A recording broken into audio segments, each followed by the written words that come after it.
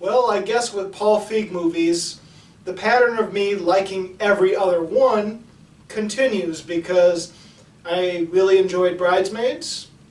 I didn't care for The Heat. I thought The Spy was pretty enjoyable. I hated the Ghostbusters remake. And now when it comes to A Simple Favor, I liked it. So I guess the next Paul Feig movie that he directs, I guess I'm not going to like that one, but I guess we'll cross that road when he makes another movie.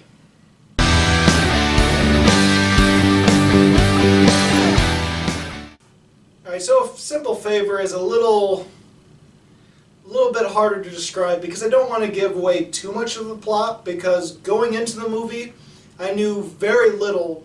Actually, I knew pretty much nothing about the movie because I never got to see a full-length trailer in theaters. The only trailer I ever saw in theaters was, I guess, the teaser trailer, because it really didn't show much of anything, and it was one of the lamest trailers I've seen so far this year. I didn't care much for that teaser trailer, especially since after the teaser trailer I didn't even know what the movie was even called, because at the end, when it's supposed to show the name of the movie, it showed What Happens to Emily. And so I thought, oh, the movie's called What Happens to Emily. But then when it showed when the movie comes out, below when they usually have the hashtag in the title of the movie, they had hashtag A Simple Favor. So I'm like, oh, so is it A Simple Favor or is it What Happened to Emily? Hell, from that trailer I didn't even know it was a Paul Feig movie until about a week before I actually saw the film. Well, what is A Simple Favor about? Well, it is partly a comedy and partly a thriller, not in the same vein as Game Night, which came out earlier this year. That's a comedy thriller as well, but that's a totally different creature. A Simple Favor, it's a little bit harder to describe what this movie really is. Especially since I don't want to give too much away, because I feel if you don't know too much about it going in, that's actually kind of better. But what I can tell you about the plot is our lead actress is Anna Kendrick, and she is a single mother. She's this kind of single mother that does everything, has a job, does everything for the kid, and is really sort of hyperactive in being a good mom. Almost to the point of being cartoonish and something you'd expect out of a comedy character. But one day she meets another mother played by Blake Lively, and Blake Lively, she's got more money, she's more sophisticated, she has more of a confident attitude where she just doesn't give a shit.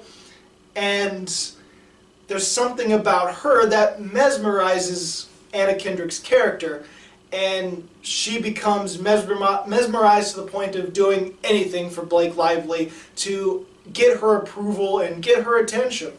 The two of them start hanging out and consider themselves friends, but one day Blake Lively asks a simple favor of Anna Kendrick to pick her kid up from school and watch him until she comes back. Well, Blake Lively's character doesn't come back. She becomes a missing persons case, and then the movie becomes a bit of a thriller. And I think that's all I'm going to say about the plot, because I don't want to give too much away. So, what did I like about A Simple Favor? Well, I definitely liked the performances in this movie. I thought everyone did a good job. The one that I was impressed with the most was Blake Lively, because I became more fascinated with her character than our main character, because she's quite the manipulator, she's confident, she's got this air of mystery around her, and Blake Lively plays her very well. My favorite performance of the movie and my favorite character of the movie. But other people that were noteworthy good is Anna Kendrick as our main character, and Henry Golding, which he was also in Crazy Rich Asians. He was the main love interest, if you remember that movie. He is Blake Lively's character's husband, so he's Emily's husband because Blake Lively is Emily. and he was good in it as well. One of the things that keeps this film unique and entertaining and something that I admire more is the fact that this movie pretty much starts off as what you might think a comedy or maybe even a rom-com could start off with. It starts off like this and then slowly progresses into a thriller, which is something that I really liked and it caught me off guard. Now it never goes full-on thriller, which I almost kind of wish it went full-on thriller, but instead it uses the comedic moments a little differently as it becomes a thriller, because it doesn't, I mean, it's not like really funny and just like a blend of comedy and thriller. It's a different type of blend. More of the comedic moments in the thriller aspect become more of a dark comedy, and I do like the dark comedy in this movie more than the rest of the comedy. But then again, I'm more of a dark comedy fan, and when dark comedy is done well, I really enjoy it. And so the dark comedy elements in the second half of the film was the funniest in my opinion. Like I said, instead of being like a half-on comedy and half-on thriller towards the middle half of the film, it's more like we start off with characters you'd expect in a comedy, and then those characters being thrown into a thriller. And so it keeps that comedic element with the fact that these characters are written as if they're comic characters that are just thrown into this more of a thriller, this mystery, this darker story. And I see how that could come off as a little weird, because this movie is a little weird in how it blends the comedy with the thriller, because it's more of a concept of the comedy rather than laugh out loud jokes here and there. And the more light-hearted sort of tone this movie has, even during its darkest times and during its thriller moments, it still has this light-hearted, almost nonchalant sort of tone to it, which could be off and doesn't make it as dramatic, but it makes it stay in the comedy realm. And I will say that I found that interesting. I do like some of the twists and turns that happen in this movie, especially during the thriller, but I will say that for me, they felt far more predictable. But that's probably because of the fact that this movie almost feels like a blend of Searching, which is another movie that came out earlier this year, and Gone Girl, but with Paul Feig comedy sprinkled throughout. That's basically what this movie feels like. Gone Girl meets Searching, just directed by Paul Feig. And if that sounds really interesting to you, then you will probably like this movie.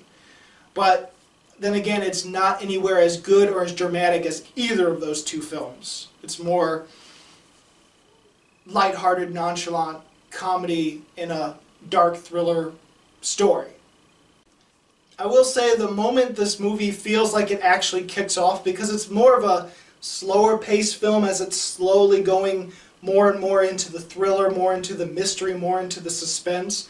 It really doesn't feel like it kicks off and becomes wholly entertaining until she starts uncovering Emily's backstory. So I do feel this is definitely a unique movie, and I did like it, but there were a few things that keep it from being a really great movie for me, and that is one of the child actors.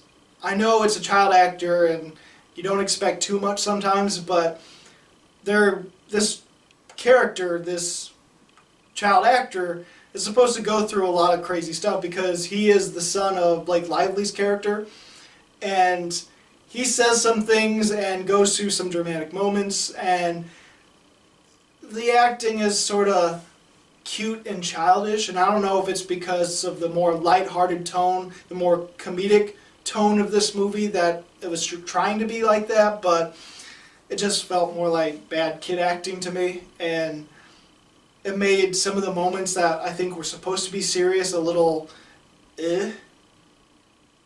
There's also a thing towards the very end of the movie that feels a lot like the ending to Spy, where our main character is saved by this other side character just completely out of left field, but In this movie, it makes a little bit more sense the more you think about it. It's executed in a way that's similar to Spy, where it's just like feels like an ex machina saves our hero. And even though I do praise the uniqueness of this movie, again, it might be a little too weird and a little too off-putting and just feel like a haphazard mess to some people. And I completely understand why, because this is pretty different. And even though the lighthearted tone really does capture the more comedic element of this movie, because it's both half comedy and half thriller, I do find that this lighthearted tone made it less dramatic for me and just made it sort of a little bit more flat than it probably should have been. In the end, I was still pleasantly surprised by A Simple Favor, and so I'm going to give it 3.5 stars. So, did you see A Simple Favor? What'd you think about it? Go ahead and comment below. And if you like this video and you want to see more, please subscribe and check out my movie reviews, my countdowns, whatever you want to see of this year, of previous years, of whatever. As always, this is Bruce Gifford, and this was Just My Opinion.